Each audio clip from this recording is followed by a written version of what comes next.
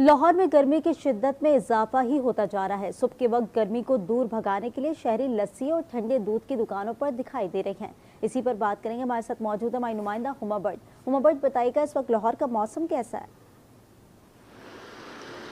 अगर मौसम की बात करें तो दिन का आगाज़ ही हुआ है और अभी 38 टेम्परेचर हो चुका है और गर्मी की शिद्दत में रोज़ बरोज़ इजाफा ही होता जा रहा है।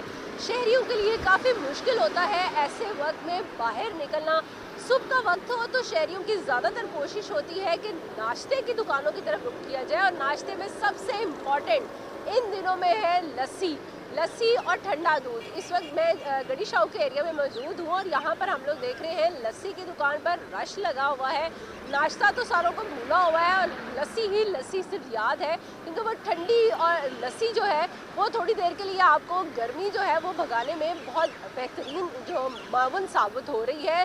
लोग परेशान भी होते जा रहे हैं कि ख़ास तौर पर जब दोपहर का वक्त आता है उस टाइम बहुत ज़्यादा मुश्किल हो जाती है बाहर निकलना, क्योंकि सूरज जो है वो बिल्कुल आग बरसा रहा होता है। और ऐसे आग बरसाते सूरज के दरमियान में हम लोग देखते हैं कि लाहौर की हर गली मोहल्ला, हर सड़क जो है वो मुख्तलिफ मशरूबात से भी भरी हुई है। लेकिन लस्सी का यकीनन कोई जोड़ नहीं है, क्योंकि वो सुबह जो मिलती है उसमें मलाई भी डालकर दी जाती है। और इसमें जिस जगह पर इस वक्त मैं मौजूद हूँ यहाँ पर 120 रुपए का एक गिलास जो है वो मिलता है। और लोग जो है वो ज़्यादातर इसको प्रेफर इस वजह से करते हैं क्योंकि एक तो ये सेहत के लिए भी अच्छी होती है, इसमें दूध भी है और इसमें दही भी है। ये दोनों मिलकर जो है वो आपकी जो गर्मी है उसको भी थोड़ा बहुत कम करने की कोशिश करते हैं और साथ में ठंडक का एहसास जो है वो भी दिला देते हैं।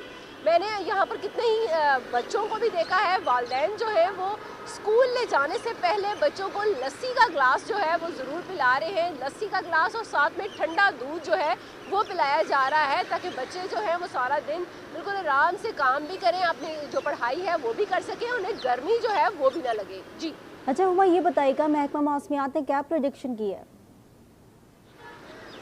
देखिए, अगर महकमा मौसमियात का जिक्र किया जाए तो गर्मी की शिद्दत में इजाफा ही होता दिखाई दे रहा है। महकमा मौसमियात की तरफ से ये कहा गया है कि इस रवा हफ्ते बारिश का फ़िलहाल कोई इम्कान जो है वो नज़र नहीं आ रहा। और सबसे इम्पॉर्टेंट बात जो है कि इस हफ्ते में दर्जा हरारत जो है वो बढ़ेगा, 2 से 4 दर्जा सेंटीग्रेड तक इस हफ्ते में जो गर्मी की शिद्दत में इजाफा होगा। और इस शिद्दत को दूर करने के लिए ही हम लोग देख रहे हैं कि लोग इस वक्त जो है वो लस्सी और ठंडे दूध की दुकानों पर नज़र आ रहे हैं और कोशिश की जा रही है कि गर्मी से छुटकारा पाया जाए। जी हुमा, क्या हीट वेव की कोई पेशगोई की गई है और अगर गर्मी की शिद्दत इसी तरीके से बढ़ती रही तो कोई एहतियाती तदाबीर बताई गई है?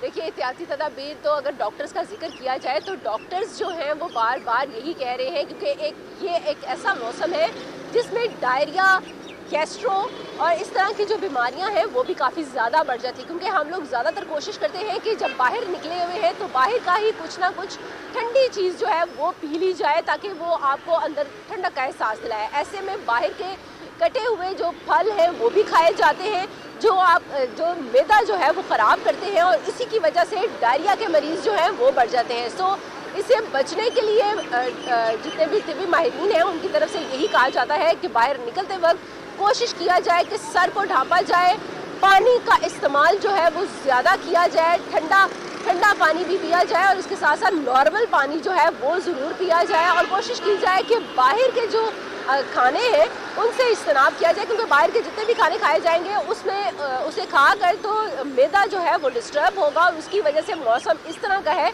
कि वो आपको सपोर्ट नहीं करेगा बल्कि जो आपकी बीमारी है उसको बढ़ा देगा। सो इस वजह से इस वक्त हम लोग देखते हैं कि जो हॉस्पिटल की इमरजेंसी है उसमें डायरिया के मरीज और गैस्ट्रो के मरीज जो है वो भी बढ़ने लगे हुए हैं। जब इजाफा होता है तो जाहिर है बीमारियां भी जन्म लेना शुरू कर देती हैं। लाहौर में इस वक्त गर्मी की शिद्दत में इजाफा होता जा रहा है, जिसकी वजह से आवाम काफ़ी परेशान दिखाई दे रही है। हुमा भट्ट हमें अपडेट करे थे, आपका शुक्रिया।